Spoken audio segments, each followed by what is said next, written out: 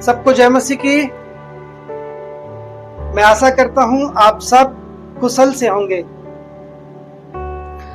आराधना और प्रार्थना के विषय में, ये आराधना, एक सच्ची आराधना क्या है और सच्चाई से जो हम प्रार्थना करते हैं ये क्या है, इस विषय में मैं 5 मिनट बात करूंगा। इसके बाद हम वचन में आएंगे। देखिए, प्रभु यीशु मसीह जब इस पृथ्वी पर था तो प्रभु यीशु मसीह की मुलाकात एक स्त्री से होती है, वो सामरी स्त्री। आप सब जानते हैं इस कहानी को। तो बहुत सारी बातें दोनों के बीच में होती हैं। प्रभु यीशु मसीह जल मांगने के बहाने उनसे बात करते हैं और देखेंगे पूरे मैसेज में तो प्रभु यीशु मसीह ने पानी नहीं पिया है और न वो स्त्री ने पानी दिया है। हुआ क्या है, वो परमेश्वर का, सच्चा परमेश्वर का जो ज्ञान वो जो स्त्री ढूंढ रही थी, प्रभु यीशु मसीह ने वो बताया है। तो तब वो स्त्री कहती है, हाँ पिता, हम जानते हैं कि मसीहा आएगा और तुम कहते हो कि यरूशलेम में आराधना होती है। काफी देर दोनों के बीच में बात होने के बाद प्रभु यीशु मसीह एक बात कहते हैं उस स्त्री से प्रभु यीशु मसीह कहते हैं, परंतु वह समय आता है, वरन अब है, जिसमें सच्चे भक्त पिता की आराधना आत्मा और सच्चाई से करेंगे, क्योंकि पिता अपने लिए ऐसे ही आराधकों को क्या करता है, ढूंढता है। परमेश्वर ऐसे आराधना को ढूंढता है और परमेश्वर ऐसी आराधना को ग्रहण करता है। कई बार हम सब अपने अपने चर्च में जाते होंगे, सब हम अलग अलग स्थान से हैं, कोई ग्रामीण क्षेत्र से है, कोई शहर से है, और हम सब सप्ताह में एक बार रविवार को आराधना करने के लिए अपने अपने चर्च में जाते होंगे। तो जब आराधना होती है, जब आपके दास, आपके पास्टर जी आराधना करते हैं और सबको खड़ा कराते हैं कि आइए हम आराधना करेंगे, तब उस समय आप कैसी आराधना कर रहे होते हैं। अब बहुत से आपके और मेरे मन में भी ऐसे सवाल होते हैं कि हमें अच्छे सुर से गीत गाना नहीं आता तो हम शांत रहते हैं। कई बार अगर हमारी आवाज अच्छी नहीं है तो हम गीत को गाते नहीं हैं, बस खड़े हो जाते हैं और उनके साथ एंजॉय करते हैं और बाजू में देखते हैं, इधर देखते हैं, उधर देखते हैं, कौन आ गया है, कौन नहीं आया है, कौन कहां से आ रहा है। ये सारी चीजों को हम क्या करते हैं, देखते रहते हैं। लेकिन जो चीज हम खो रहे हैं और वो मुख्य चीज है, वो है आराधना। आराधना को हम में से बहुत सारे लोगों ने, जो आराधना में हमें आनंद करना चाहिए, जो आराधना हम परमेश्वर के लिए कर रहे हैं कि परमेश्वर आनंद करे, परमेश्वर को आराधना ग्रहण हो, वो आराधना को हम मिस कर रहे हैं इन्हीं बातों के द्वारा कि हम बाजू में देखना, इधर देखना, वो कितने जोर से गा रहा है, कौन तबला बजा रहा है, कौन हारमोनियम बजा रहा है, कौन पियानो बजा रहा है। ये सब चीजों को देखकर हम आराधना को मिस कर रहे हैं। हमें ये सारी बातों को नहीं देखना है। एक सच्ची आराधना होती है आत्मा के द्वारा। भले ही हमसे, आपसे और मुझे गीत गाना ना आए, कोई दिक्कत नहीं। परमेश्वर आपकी आवाज से प्रेम, वो कितनी सुंदर आवाज गा रहे हैं, आप गायक नहीं है, सिंगर नहीं है आप और मैं, हम परमेश्वर की आत्मा से आराधना कर रहे हैं। तो जैसे भी हमें अगुवाई होती है, जैसे भी हमारे मुंह से शब्द निकलते हैं, हमें आंख बंद करके और परमेश्वर में लीन होना है। इस तरह से हम परमेश्वर की सच्ची आराधना कर सकते हैं। जब हम गीतों को गा रहे हैं, आराधना कर रहे हैं, तब हम परमेश्वर को सारी प्रेस करते हैं, परमेश्वर को महिमा देते हैं। ये चीजें हमारे अंदर होना बहुत जरूरी है। इसलिए प्रभु यीशु मसीह ने कहा कि वो समय अब है, क्योंकि अब मैं आ गया हूं, और वो समय आता भी है कि हर एक व्यक्ति आत्मा और सच्चाई से परमेश्वर की आराधना करेगा। जो व्यक्ति आत्मा से आराधना नहीं कर रहा है, वो सच्चाई से आराधना नहीं कर रहा है, वो परमेश्वर की आराधना नहीं कर रहा है, बल्कि वो सिर्फ आराधना में ज्वाइन हो रहा है। इसलिए हमें ध्यान देना है कि जब कब हमारी रविवार को आराधना होती है या कोई भी दिन आपके यहाँ आराधना होती है, जब भी आप आराधना करते हैं तो आपका ध्यान इधर उधर या आजू बाजू में कहीं भी नहीं रहना चाहिए। आपका ध्यान सिर्फ परमेश्वर की आराधना में ध्यान देना चाहिए, गीत को गाने में ध्यान देना चाहिए। तो हम सच्ची आराधना परमेश्वर को कर पाएंगे। आइए हम वचनों में जाएंगे और हम निकालेंगे योएल नबी की किताब, और ये 2-3 पन्ने हैं, आपको थोड़ा सा मिलने में 1065 पेज नंबर है। पुराने नियम की किताब में मिलेगा 1065 पेज नंबर, और हम निकालेंगे योएल नबी की किताब 2 अध्याय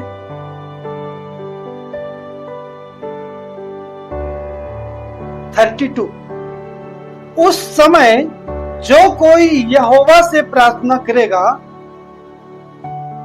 वह छुटकारा पाएगा, और यहोवा के वचन के अनुसार सिय्योन पर्वत पर और यरूशलेम में जिन बचे हुओं को यहोवा बुलाएगा वे उद्धार पाएंगे।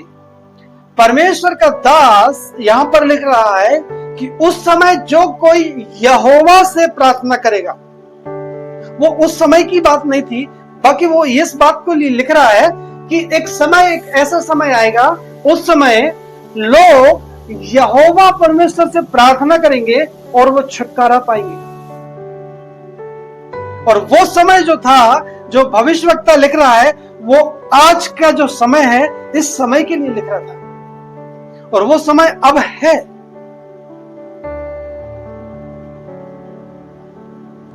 बिल्कुल सरल है वचन, ज्यादा कठिन नहीं है।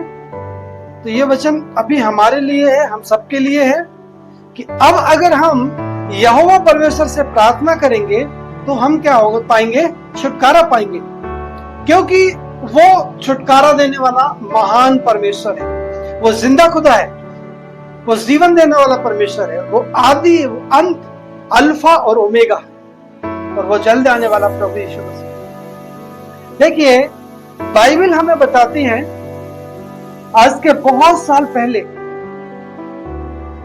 प्रभु यीशु मसीह ने जो चेलों को नियुक्त किया था, उस यरूशलेम नगर में चेले प्रभु यीशु मसीह के उठाए जाने के बाद जब चेले प्रभु यीशु मसीह का सुसमाचार को प्रचार करते हैं तो बहुत हियाव के साथ प्रचार करते हैं, उनके अंदर कोई डर नहीं होता है। चूंकि अगर हम देखेंगे तो उस समय बहुत ज्यादा दिक्कतें थी, उन्हें बहुत सारी दिक्कतों का सामना करना पड़ता था, इसके बाद भी वो प्रचार करने में पीछे नहीं रहते थे। बाइबल बताती है एक जगह इन्होंने अपमानित हुए, पतरस और यूहन्ना और बाकी चेले अपमानित हुए, और अपमान होने के बाद वहां से बाइबल बताती है वो नाचते कूदते हुए बाहर निकले और कहते हैं धन्य है हम कि हम प्रभु यीशु मसीह नासरी के नाम में अपमानित होने के लिए तो योग्य ठहरे। कितनी बड़ी बात है। वो चेलों के अंदर जो आनंद था, ये आनंद कैसे था? ये आनंद पवित्र आत्मा की भरपूरी के कारण उनको मिला था। इसीलिए प्रभु यीशु मसीह कहते हैं तुम उस स्थान पे ठहरे रहना, जब तक तुम पवित्र आत्मा का बपतिस्मा ना पाओ तब तक कुछ मत करना। और बिल्कुल चेले वैसे ही किए। और बाइबल बताती है एक समय ऐसा आया कि पतरस और बाकी सारे चेले परमेश्वर के राज्य का सुसमाचार प्रचार करने लगे।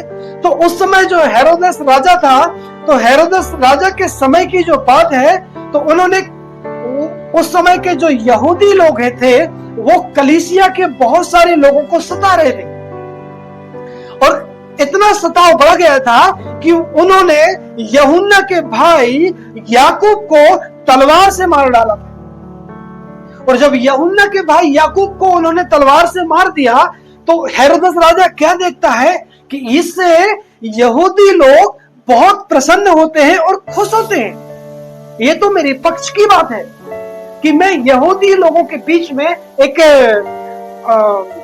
वो बन रहा हूं, एक शहंशाह बन रहा हूं कि इस पंथ के लोगों को मैं पकड़ पकड़ के क्या कर रहा हूं, मार रहा हूं। बिल्कुल ये खबर को देखते हुए, ये खबर को सुनते हुए हेरोदेस क्या काम करता है, पतरस को जो परमेश्वर का प्रचार कर रहा था, पतरस को बंदी बना लेता है। और बंदी बना लेता है, और जिस तरह से उनने यूहन्ना के भाई याकूब को तलवार से मार दिया था, बिल्कुल उसी तरह इंतजार कर रहे थे दूसरे दिन सुबह होने की, कि सुबह हो तो हम पतरस को भी ऐसे ही मार डाला जाए। लेकिन बाइबल बताती है परमेश्वर की योजना पतरस के जीवन में थी। परमेश्वर पतरस से बहुत से चिन्ह और चमत्कार और बहुत सी आत्माओं को बचाने का काम कराना था। परमेश्वर ने पतरस को वैसे ही नहीं छोड़ दिया।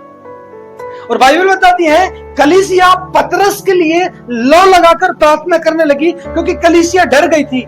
उस समय बहुत भयानक डरने वाली स्थिति थी, क्योंकि उस समय ऐसे लोगों को पकड़ पकड़ कर जेल खाने में डाल रहे थे, पथराव कर दे रहे थे और मार भी डाल रहे थे। जिस तरह से हम पीछे अगर हम देखेंगे तो स्तुपनुस को उन्होंने पत्थर मार मार के मार डाला था। बिल्कुल पतरस को भी मारने की पूरी तैयारी थी, लेकिन कलीसिया बहुत डरी हुई थी, क्योंकि पतरस जो था मुखिया था उन दिनों में, और वो पतरस को मारने वाले थे। लेकिन कलीसिया ने एक काम करना बंद नहीं किया, और वो थी प्रार्थना। और वो बड़े लौ लगाकर प्रार्थना करने लगे। लौ किस तरह से लगाई जाती है आप सबको ही पता होगा। बहुत गंभीर रूप से उस विषय को लेकर बहुत गंभीर हो जाना, सारे काम करना बंद कर देना और उसी बात के लिए विशेष प्रार्थना करना, उसको कहते हैं हम लौ लगाकर प्रार्थना करना। उदाहरण के लिए आपके ही घर में, आपके ही परिवार में परमेश्वर ऐसा ना चाहे कभी किसी को ना करे, जब किसी की बहुत ज्यादा सीरियस तबीयत खराब हो जाएगी या वो व्यक्ति आईसीयू में चला जाएगा, तो उसके परिवार की जो स्थिति होती है, उस परिवार में उस चर्च के पास्टर की जो स्थिति होती है, वो बहुत लौ लगाकर परमेश्वर से प्रार्थना करते हैं। जैसे वो रोज करते हैं वैसे नहीं, बल्कि उससे बढ़ के। इसी तरह कलीसिया भी पतरस के लिए लौ लगाकर प्रार्थना कर रही थी। और बाइबल बताती है एक उस रात को परमेश्वर का एक स्वर्गदूत आया और पतरस के पास आया और सारी बेड़ियों को तोड़ दिया। और बाइबल बताती है 4-4 पहर में 4-4 भाग में क्या उसके सिपाही को खड़ा कर दिया। इतनी ज्यादा यहाँ पर सिक्योरिटी में पतरस को खड़ा किया कि पतरस का निकलना, पतरस का बाहर जाना, पतरस का रिहा होना नामुमकिन था, मनुष्य से नामुमकिन था। इसलिए परमेश्वर ने खुद उस स्थान पर आया और पतरस को उस बंधनों से छुड़ाकर बाहर निकाल दिया। पतरस को छुड़ाकर जब बाहर निकाल दिया और जिस स्थान में कलीसिया इकट्ठे होकर परमेश्वर से लौ लगाकर प्रार्थना कर रही थी, जब पतरस वहां पर पहुंचा और दरवाजा खटखटाया तो वहां से एक स्त्री निकलती है और वो खुशी के मारे, खुशी के खिड़की से देखकर और वापस अपने लोगों को बताती है, सुनो सुनो, पतरस आया है और गेट में खटखटा रहा है। उन लोगों को विश्वास ही नहीं हुआ। बाइबल स्पष्ट रूप से प्रेरितों का काम 12 अध्याय में लिखा है। ये सारी घटनाएं आप बाद में पढ़ सकते हैं। प्रेरितों के काम 12 अध्याय में। वो लोगों ने विश्वास ही नहीं किया। अरे ये कैसे हो सकता है? हेरोदेस राजा ने उसे खुद अरेस्ट किया है और बहुत कड़े सुरक्षा में उसको बंदी बनाकर रखा गया है, जेल खाने में रखा गया है। इम्पॉसिबल है, वो पतरस छूट ही नहीं सकता। लेकिन यहाँ पर कलीसिया को विश्वास नहीं हो रहा था। देखिए, कलीसिया जिस विषय में प्रार्थना कर रही है उस विषय में विश्वास नहीं कर रहे थे कि ये कैसे हो सकता है। कई बार हमारे जीवन में भी ऐसी परिस्थिति आती है, हमें ऐसा लगता है कि ये प्रार्थना तो सुनी तो नहीं जाएगी, लेकिन फिर भी हम करते हैं और विश्वास नहीं करते। जो हम परमेश्वर से मांगते हैं, जो हम यहोवा परमेश्वर से प्रार्थना करके मांगते हैं, उस चीज को ही हम कई बार विश्वास नहीं करते। अरे ये कैसे हो गया? ऐसे ही कलीसिया थी, उस समय के लोग थे, वो प्रार्थना कर रहे थे, हे यहोवा परमेश्वर, तेरा दास पतरस जेल खाने में है तो उसे रिहा कर। और परमेश्वर ने अपना दूत भेजकर पतरस को रिहा कर दिया। लेकिन वो बिलीव नहीं कर रहे थे। उनमें से एक आदमी कहता है उस स्त्री को, सुन, वो तू पतरस नहीं है, वो तू गलत बता रही है, वो पतरस का स्वर्गदूत होगा। लेकिन मारे खुशी के जब पतरस दरवाजा खटखटाता रहा, उन्होंने आकर खोला और पाया कि सचमुच में वो पतरस था। और पतरस किस तरह से उन लोगों को बताता है कि किस तरह से परमेश्वर ने खुद आकर मुझे उस जेल खाने से रिहा किया है। ये परमेश्वर से प्रार्थना करने की सामर्थ्य है। हमें भी हमारे जीवन में कभी भी जब भी हम प्रार्थना करते हैं तो हमें विश्वास करना है कि जो हमने प्रार्थना किया है और जो हमने प्रार्थना में मांगा है वो हमें मिल चुका है। तो यही काम हम नहीं कर पाते। यही काम आप और मैं नहीं कर पाते कि जो हम परमेश्वर से प्रार्थना करते हैं और हम विश्वास नहीं कर पाते कि हम चंगे हो गए हैं। क्योंकि जब हम प्रार्थना करते हैं, बीमार रहते हैं, और जब हमारे अंदर बुखार नहीं ठीक होता तो हम कहते हैं देखो हम प्रार्थना तो किए थे लेकिन बुखार है, हमें विश्वास नहीं होता। लेकिन बाइबल बताती है हमें विश्वास करना है, विश्वास के साथ हमें जीवन जीना है, क्योंकि मसीह का जीवन विश्वास का जीवन है। और परमेश्वर जरूर हर प्रार्थना को सुनता है, देर हो सकती है लेकिन जरूर वो परमेश्वर उस प्रार्थना का उत्तर हमें देता है। लेकिन एक सही आराधना और एक सही प्रार्थना होनी चाहिए। आप और मैं कई बार हम जो प्रार्थना करते हैं वो सही प्रार्थना नहीं करते। हमें परमेश्वर से प्रार्थना करना चाहिए, वो प्रार्थना हम नहीं करते।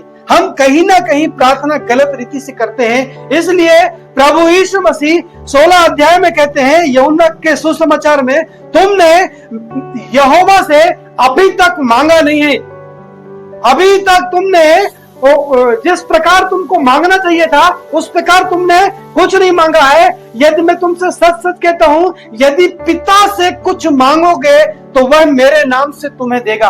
हम कई बार यहोवा परमेश्वर से मांगते नहीं है। देखिए, हम त्रिएक परमेश्वर की आराधना करने वाले हैं, जो पिता है जिसका नाम यहोवा है, और जो मूसा को कहता है मैं जो हूं सो हूं, वो यहोवा परमेश्वर है। लेकिन वो फिर से मनुष्य को बचाने के लिए जब पैदा हुआ, मनुष्य बन गया, उसका नाम यीशु मसीह है।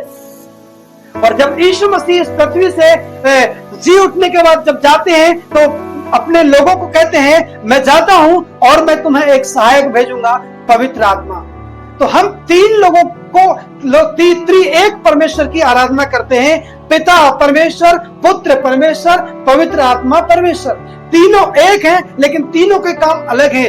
यहोवा परमेश्वर पुराने दिनों में न्याय करने वाला यहोवा परमेश्वर था, लेकिन सारा न्याय अब परमेश्वर ने यीशु मसीह को दे दिया है। इसलिए बाइबल बताती है सारी कुंजियां यीशु मसीह के पास हैं, सारी कुंजियां यीशु मसीह के पास है। अब लेकिन इस पृथ्वी पर अभी पवित्र आत्मा का समय है, तो पवित्र आत्मा जो हमारे साथ है और आपके साथ है, अब पवित्र आत्मा का काम है हमारे जीवन में चिन्ह और चमत्कार के काम करना। परमेश्वर पवित्र आत्मा दिया है, पवित्रता का जीवन जीने में हर एक व्यक्ति की सहायता करता है, मदद करता है, वो अगुवाई करता है। जब भी आप कोई पाप और गुनाह करते हैं, पवित्र आत्मा आपको बताता है, पवित्र आत्मा आपके मन में बात डालता है ये काम जो आप कर रहे हो ये गलत है। ये पवित्र आत्मा की लीडिंग है आपके और मेरे जीवन में, हर एक मसीह भाई के जीवन में ये होती है। इसे हमें महसूस करना है।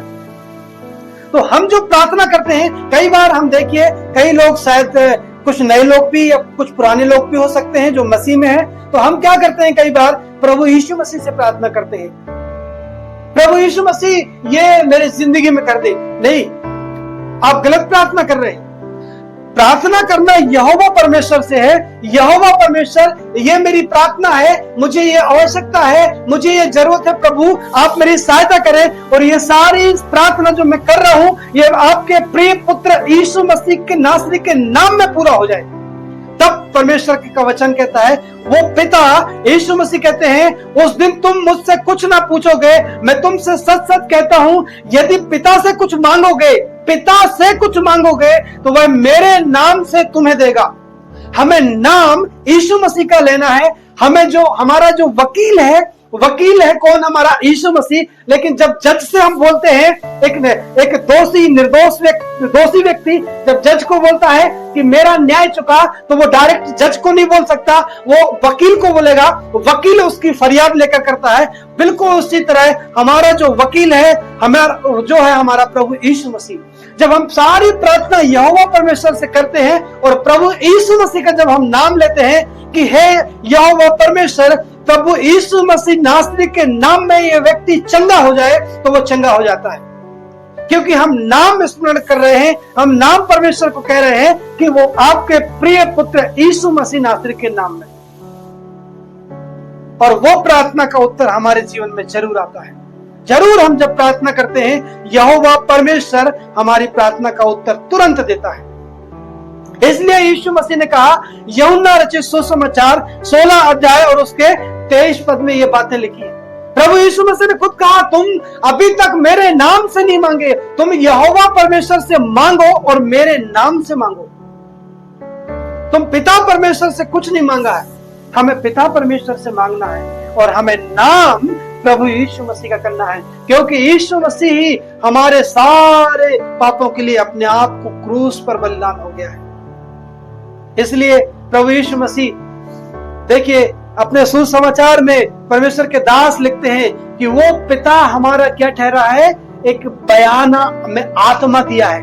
वो बयाने में आत्मा इसलिए बाइबल बताती है, वो आत्मा में खुद आए भर भर कर वो जो आराधना करते हैं। इसलिए प्रभु यीशु मसीह ने कहा कि वो दिन आता है और अब है कि सच्चे आराधक को परमेश्वर ढूंढता है और वो सच्चाई से और आत्मा से परमेश्वर की क्या करते हैं, आराधना करते हैं। हमें वचनों को समझते हुए परमेश्वर से प्रार्थना करना है, परमेश्वर से मांगना है।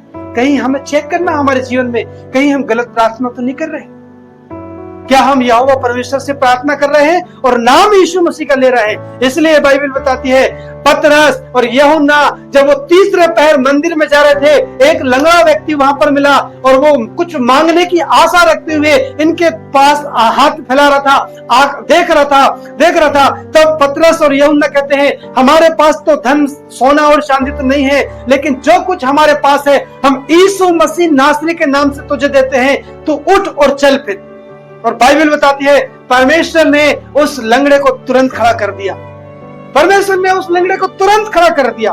क्यों? क्योंकि उन्होंने यीशु मसीह नासरी का नाम लिया था। हमारे जीवन में प्रत्येक दिन सुबह शाम जब भी हम प्रार्थना करते हैं, हमें यहोवा परमेश्वर से मांगना है, प्रभु यीशु मसीह का नाम लेना है, प्रभु यीशु मसीह के नाम से मांगना है। प्रभु हम प्रार्थना करते हैं, परमेश्वर हे यहोवा परमेश्वर, हमारी कलीसिया में उन्नति हो जाए।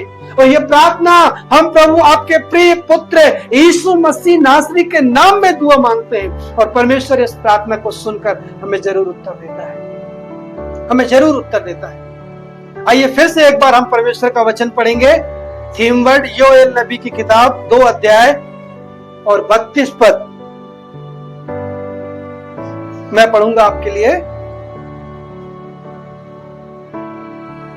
उस समय जो कोई यहोवा से प्रार्थना करेगा वह छुटकारा पाएगा। यहोवा परमेश्वर के नाम लेकर हमको प्रार्थना करना है और यहोवा के वचन के अनुसार सिय्योन पर्वत पर और यरूशलेम में जिन बचे हुओं को यहोवा बुलाएगा वे उद्धार पाएंगे। बहुत से लोग उद्धार पाना है। आपके पास पड़ोस में, मेरे पास पड़ोस में, आपके शहर में, आपके गांव में, मेरे शहर में, हर जगह लोग उद्धार पाना है। हमें प्रार्थना करने की आवश्यकता है। जिनको हम जानते हैं उनका नाम लेकर प्रार्थना करने की आवश्यकता है। परमेश्वर जरूर हमारी, यहोवा परमेश्वर जरूर हमारी प्रार्थना को सुनेगा और हमारा प्रार्थना का उत्तर मिलेगा प्रभु यीशु मसीह नासरी के नाम में। मैं विश्वास करता हूं आपने आशीष पाए हो गए। सबको जय मसीह की।